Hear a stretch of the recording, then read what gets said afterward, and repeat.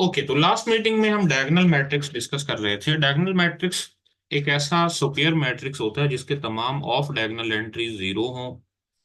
अ, तो मैं ये कहना चाह रहा था कि जो जीरो मैट्रिक्स है, स्क्वायर जीरो मैट्रिक्स, वो भी एक डायगोनल मैट्रिक्स है। अब इसके बाद बात करते हैं स्केलर मैट्रिक्स की। स्केलर एक ऐसा डायगोनल मैट्रिक्स होता है जिसकी डायगोनल की तमाम एंट्रीज सेम हो। यानी डायगोनल, पहली बात यह है कि उस मैट्रिक्स को डायगोनल होना चाहिए, और दूसरी बात यह है कि उसकी सेम एंट्रीज हो on diagonal. Same entries on diagonal. Like अगर मैं एक एग्जांपल लिखूं, इस तरह का एक मैट्रिक्स, 2 0 0 0 2 0 0 0 3। तो ये हमारे पास एक डायगोनल मैट्रिक्स है, लेकिन स्केलर मैट्रिक्स नहीं है। क्यों नहीं है? क्योंकि इसके डायगोनल पर सेम एंट्रीज नहीं थी। और अगर मैं यहां पर भी 2 बना दूं तो अब ये हमारे पास एक स्केलर मैट्रिक्स है। ओके, तो जस्ट आप इतना याद रखें कि डायगोनल मैट्रिक्स जिसकी डायगोनल की तमाम एंट्रीज एक सी हों, वो स्केलर मैट्रिक्स कहलाता है। और जो यूनिट या आइडेंटिटी मैट्रिक्स है, वो एक किस्म का स्केलर मैट्रिक्स ही है। वो डायगोनल भी है। अगर हम 3 बाय 3 का आइडेंटिटी को डिस्कस करें तो इस तरह का मैट्रिक्स होता है। तो आप देखें कि ये पहली बात तो ये कि ये स्क्वायर है, फिर ये कि ये डायगोनल भी है। डायगोनल क्यों है? क्योंकि इसके तमाम ऑफ डायगोनल एंट्रीज जीरो हैं। इसके तमाम डायगोनल की एंट्रीज सेम है, इसका मतलब ये स्केलर भी है। और ये खास किस्म का स्केलर जिसकी डायगोनल एंट्रीज 1 हो, उसको आइडेंटिटी मैट्रिक्स बोलते हैं। इसको I3 भी लिखते हैं, क्योंकि ये 3 बाय 3 का आइडेंटिटी है। इसी तरह 2 बाय 2 के आइडेंटिटी को I2, 4 बाय 4 के आइडेंटिटी को I4, एंड इस तरह से लिखा जाता है। इसके बाद दो किस्म के मैट्रिक्स हैं, अपर ट्राइंगुलर और लोअर ट्राइंगुलर।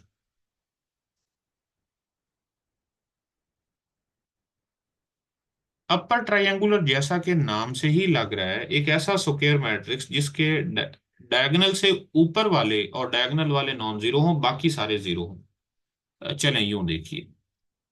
अपर ट्रायंगुलर मतलब अपर साइड पर एक ट्रायंगल बने, नीचे तमाम एंट्रीज जीरो हों। अगर मैं 3 बाय 3 के बात कर रहा हूं तो ये वाला जो मैट्रिक्स है, इसको अपर ट्रायंगुलर मैट्रिक्स बोलते हैं। अगर मैं एग्जांपल लूं, फॉर एग्जांपल 1 2 5 0 0 3 0 0 1, ये एक अपर ट्रायंगुलर मैट्रिक्स है। क्या वजह है कि ये सिर्फ ऊपर की तरफ एक ट्रायंगल बन रही है, नीचे तमाम जीरो हैं। यानी हम डेफिनेशन के तौर पर ऐसा कह सकते हैं कि एक ऐसा square matrix whose entries below the diagonal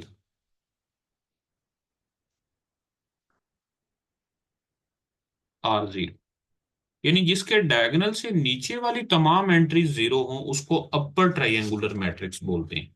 और अगर मैं इसको प्रॉपर मैट्रिक्स की फॉर्म में लिखूं तो AIJ of order n×n, this is upper triangular if AIJ is equal to zero whenever I is greater than J।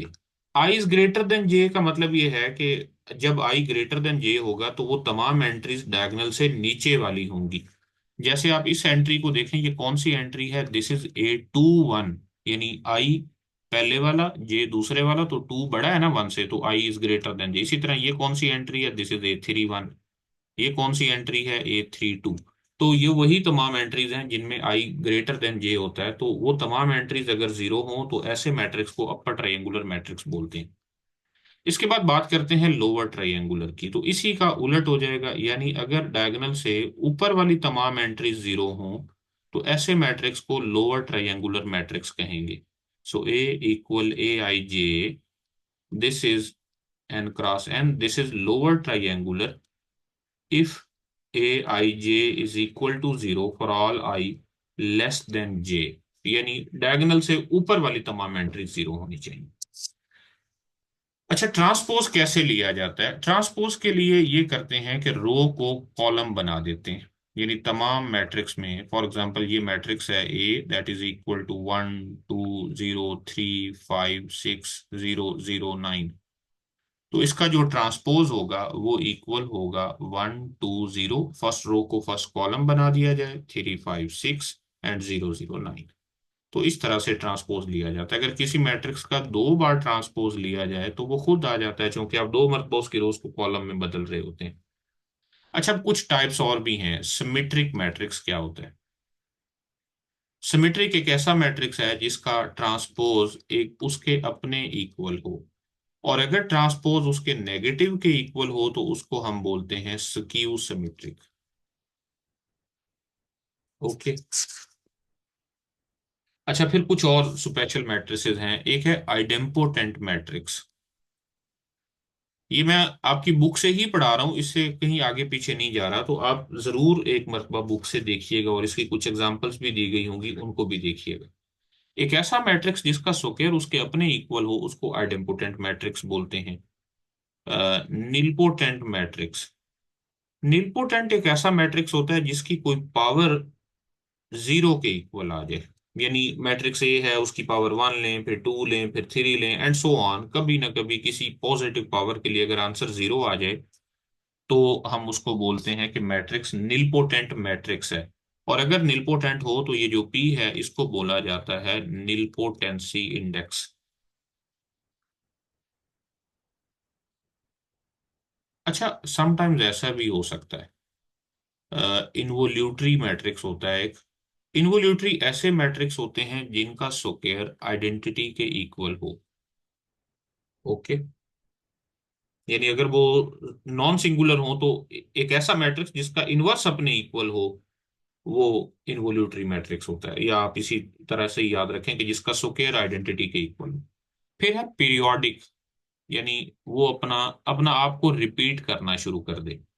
यानी ए की किसी पावर k+1 के लिए अगर वो अगेन मैट्रिक्स ए आ जाए तो उसको हम बोलेंगे कि वो पीरियोडिक मैट्रिक्स है, और ये जो के होगा इसमें, ये इसका पीरियड हो, पीरियड ऑफ ए। फिर हर्मिशन और स्क्यू हर्मिशन मैट्रिसेस होते हैं। हर्मिशन वो मैट्रिसेस हैं जिनका कॉन्जुगेट का ट्रांसपोज वो खुद हो। यानी मैट्रिक्स में कॉम्प्लेक्स एंट्रीज भी अगर हों, पहले उसका कॉन्जुगेट ले लें फिर उसका ट्रांसपोज लें, अगर वो खुद आ जाए तो उसको हर्मिशन मैट्रिक्स बोलते हैं। और अगर उसका नेगेटिव आ जाए तो उसको स्क्यू हर्मिशन बोलेंगे। यानी अगर ए कॉन्जुगेट ट्रांसपोज इक्वल हो नेगेटिव ए तो उस सूरत में उस मैट्रिक्स को स्क्यू हर्मिशन मैट्रिक्स बोलते हैं। हाँ, निलपोटेंट एंड पीरियोडिक में डिफरेंस, आंसर तो सेम है? नहीं, सेम कैसे है? निलपोटेंट जो है वो 0 के इक्वल आ रहा है और पीरियोडिक ए के इक्वल आ रहा है, तो इनमें फर्क है। अच्छा, एक और बात, ये जो हर्मिशन मैट्रिक्स है इसकी जो मेन डायगोनल की एंट्रीज हैं वो तमाम की तमाम रियल होती हैं। ओके। यानी हर्मिशन मैट्रिक्स में जो डायगोनल एंट्रीज हैं वो तमाम रियल होंगी। Diagonal entries are real.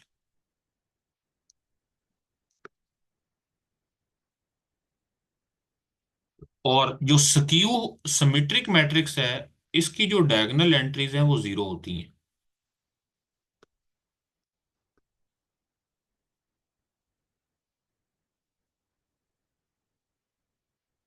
इसी तरह स्क्यू हर्मिशन मैट्रिक्स की भी डायगोनल एंट्रीज 0 होती हैं। अच्छा, अब हम बात करते हैं अलजबरा ऑफ मैट्रिसेस के बारे में। अलजबरा ऑफ मैट्रिसेस मतलब हम मैट्रिसेस को ऐड कैसे करते हैं, सब्ट्रैक्ट कैसे करते हैं, स्केलर मल्टीप्लाई कैसे करते हैं, तो इसके बारे में आप फेमिलियर हैं। दो मैट्रिसेस का अगर ऑर्डर सेम हो तो हम उन दोनों को ऐड कर सकते हैं। ऐड करते हुए उनकी रिस्पेक्टिव एंट्रीज ऐड होती हैं। सब्ट्रैक्ट करते हुए भी ऐसा ही होता है, लेकिन जब मल्टीप्लाई करते हैं फिर थोड़ी सी प्रॉब्लम होती है। अगर हम ए बी फाइंड करना चाहते हैं तो उसके लिए क्या देखना होता है कि नंबर ऑफ कॉलम्स इन ए, कि मैट्रिक्स ए के नंबर ऑफ कॉलम्स और मैट्रिक्स बी के नंबर ऑफ रोज, इन दोनों को बराबर होना चाहिए। अगर ये बराबर होंगे तो उस सूरत में हम मैट्रिक्स ए को मैट्रिक्स बी से मल्टीप्लाई कर सकेंगे। ऑर्थोगोनल मैट्रिक्स, ऑर्थोगोनल अब आई थिंक एक ऐसा मैट्रिक्स जिसका इनवर्स जो है वो उसके अपने इक्वल हो। एक मुझे इसकी एग्जैक्ट डेफिनेशन तो अभी माइंड में नहीं है, ये मैं देख के आपको बता सकूंगा कि इसकी प्रॉपर डेफिनेशन क्या है। चलिए आगे चलते हैं, फिर मैं साथ इसको भी देखता हूँ कि व्हाट इज ऑर्थोगोनल। ये दो तीन किस्म के मैट्रिसेस होते हैं, ऑर्थोगोनल होते हैं, नॉर्मल होते हैं, ऑर्थो नॉर्मल होते हैं। शायद यही होता है, A inverse is equal to A, ये भी मैं कंफर्म भी कर देता हूँ आपको।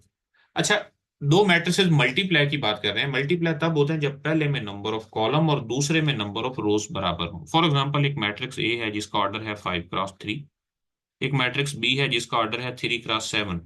तो ये दोनों मैट्रिसेस मल्टीप्लाई हो सकते हैं। क्यों? क्योंकि पहले में नंबर ऑफ कॉलम और दूसरे में नंबर ऑफ रोज सेम होते हैं। अच्छा, जब ये मल्टीप्लाई हो गए हैं, इसका मतलब हमें मैट्रिक्स ए बी मिल गया है। तो ए बी का ऑर्डर क्या होगा? आपको बस इनको कैंसिल करना है, तो ए बी का ऑर्डर होगा 5 क्रॉस 7।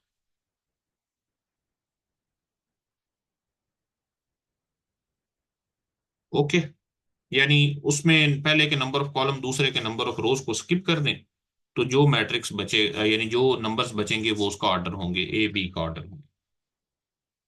अच्छा, मैट्रिसेस की कुछ प्रॉपर्टीज भी हैं। मैट्रिसेस जब हम ऐड करते हैं ए प्लस बी या बी प्लस ए, ये दोनों सेम होते हैं। लेकिन तब प्रॉब्लम होता है जब हम ए बी और बी ए फाइंड करते हैं, ये दोनों इक्वल नहीं होते, बल्कि बाज़ औक़ात ऐसा भी हो सकता है कि ए बी एग्जिस्ट करे और बी ए एग्जिस्ट ही ना करे। ओके, ये जी जो ऑर्थोगोनल है उसकी यही डेफिनेशन है। एक ऐसा मैट्रिक्स जिसका इनवर्स उसके अपने इक्वल हो, वो ऑर्थोगोनल मैट्रिक्स होता है। ओके, मैं इसकी बात कर रहा हूं कि ए बी और बी ए जो है, अगर ये एग्जिस्ट भी करें दोनों, तो फिर भी जरूरी नहीं होता कि ये दोनों इक्वल हों। यानी कि commutative law with respect to multiplication इसमें होल्ड नहीं करता मैट्रिसेस में। बाकी लॉ सारे होल्ड करते हैं, एसोसिएटिव लॉ भी होल्ड करता है, डिस्ट्रीब्यूटिव लॉ भी होल्ड करता है, associative law with respect to addition भी, विद रिस्पेक्ट टू मल्टीप्लिकेशन भी। एक और प्रॉपर्टी है कि A B whole transpose is always equal to B transpose A transpose. मतलब A B whole transpose is not equal to A transpose B transpose, यानी transpose लेते हुए प्रोडक्ट उलट जाएगा तब उनका ट्रांसपोज लिया जाएगा। इसी तरह अगर हम प्लस लेकर इनका ट्रांसपोज लें, A plus B whole transpose, then no change, A transpose plus B transpose. अगर हम किसी कांस्टेंट के साथ मल्टीप्लाई करवाना चाहें किसी मैट्रिक्स को, तो वो कांस्टेंट जो है उस मैट्रिक्स की तमाम एंट्रीज के साथ मल्टीप्लाई हो जाएगा। ओके, यानी पूरे मैट्रिक्स की तमाम एंट्रीज के साथ उस कांस्टेंट को मल्टीप्लाई कर दिया जाए तो वो उसका मल्टीपल आ जाता है। अब बात करते हैं डिटर्मिनेंट की।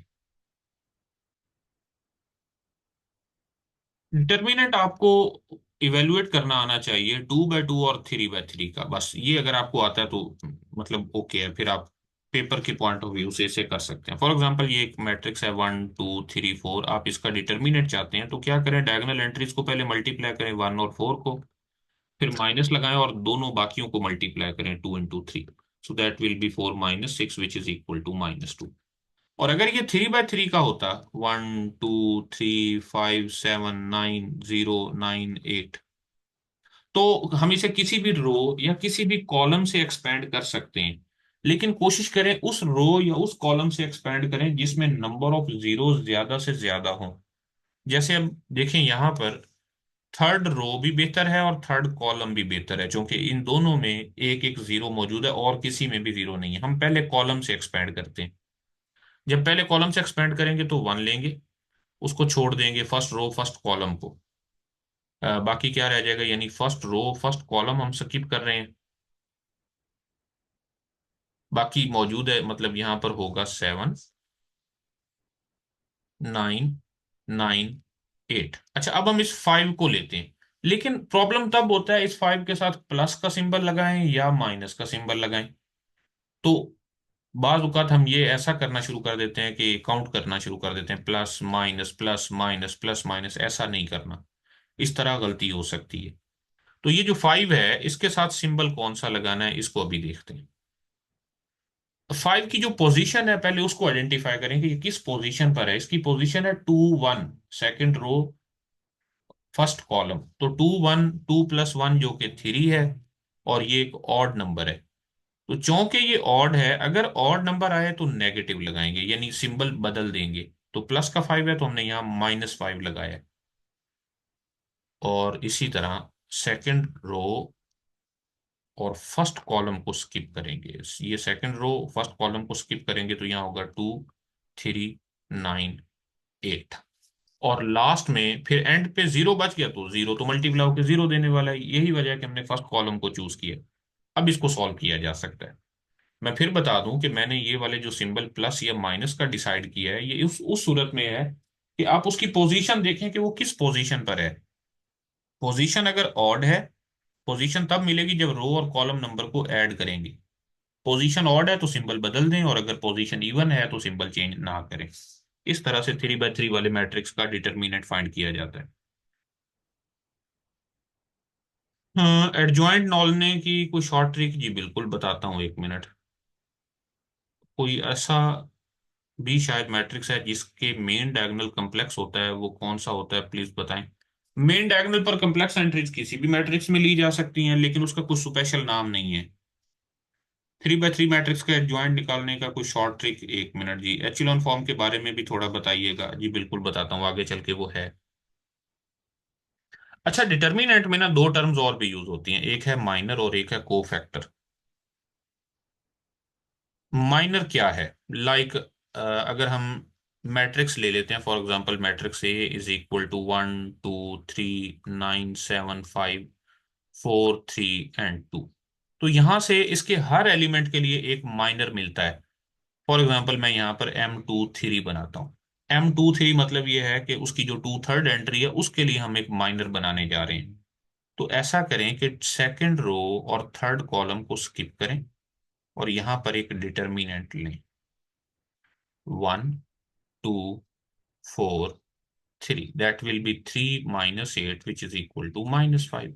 तो ये वाला जो नंबर है इसको हम बोलेंगे माइनर। और हम अगर को फैक्टर की बात करें, तो को फैक्टर होता है, अगर हमें को फैक्टर A23 चाहिए तो इसका फार्मूला है -1 ^ 2 + 3 एंड M23। यानी -1 की पावर रो प्लस कॉलम करें और उसका वो वाला माइनस साथ मल्टीप्लाई कर दें, तो ये क्या बन जाएगा? -1 × -5 दैट इज इक्वल टू +5। तो इस तरह से तमाम को फैक्टर्स भी मालूम किए जा सकते हैं।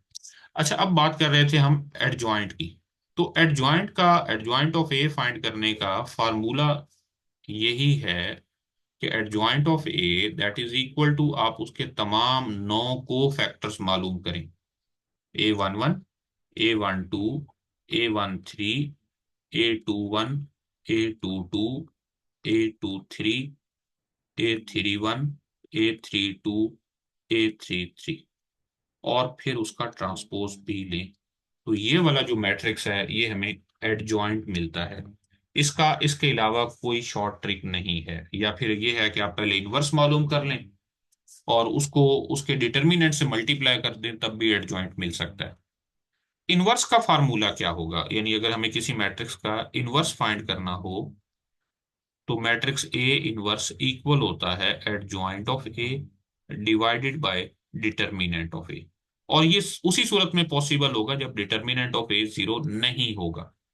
यानी बाज औकात मैट्रिक्स का इनवर्स एग्जिस्ट नहीं भी कर सकता, कब? जब ये वाला 0 होगा। तो दो किस्म के मैट्रिसेस आ जाते हैं हमारे पास, एक होता है सिंगुलर मैट्रिक्स और एक होता है नॉन सिंगुलर मैट्रिक्स। तो एक ऐसा मैट्रिक्स जिसका डिटर्मिनेंट 0 ना हो वो नॉन सिंगुलर होता है, यानी determinant of is not equal to 0। और जिनका डिटर्मिनेंट 0 के इक्वल हो वो सिंगुलर होते हैं। यानी कि जिनका इनवर्स एग्जिस्ट ना करे, A inverse does not exist, तो वो वाले मैट्रिक्स सिंगुलर होंगे। और जिनका इनवर्स एग्जिस्ट कर जाए वो वाले नॉन सिंगुलर होंगे।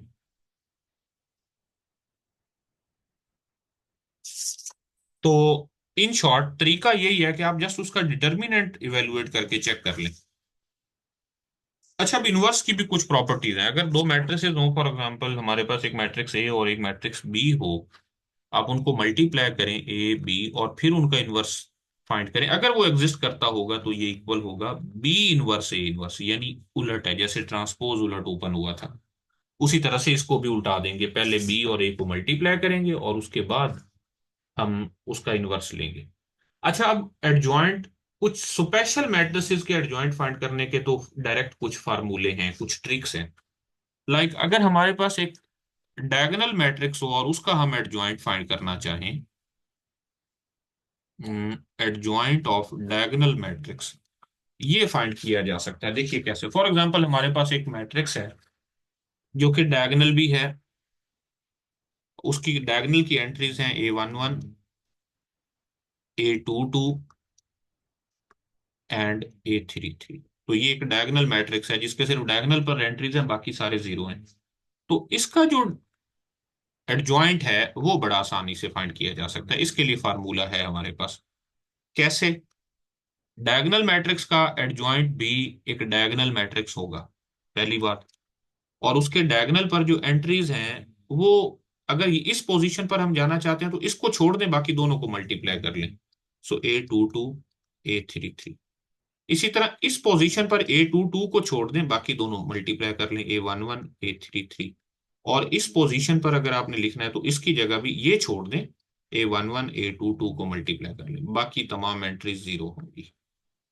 तो ये जो मैट्रिक्स है, यानी डायगोनल मैट्रिक्स का एडजॉइंट इस तरह से फाइंड किया जा सकता है, और ये इसका शॉर्ट ट्रिक है, इसी को ही आप फॉलो करें तो ज्यादा बेहतर है।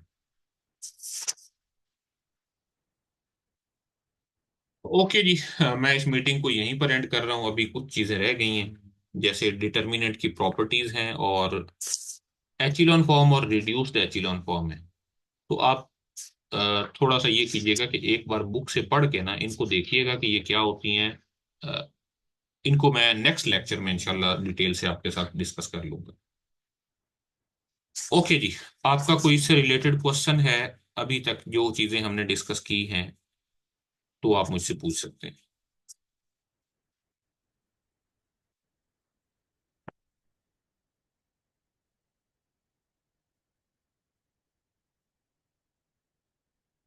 जी, आपका कोई क्वेश्चन है?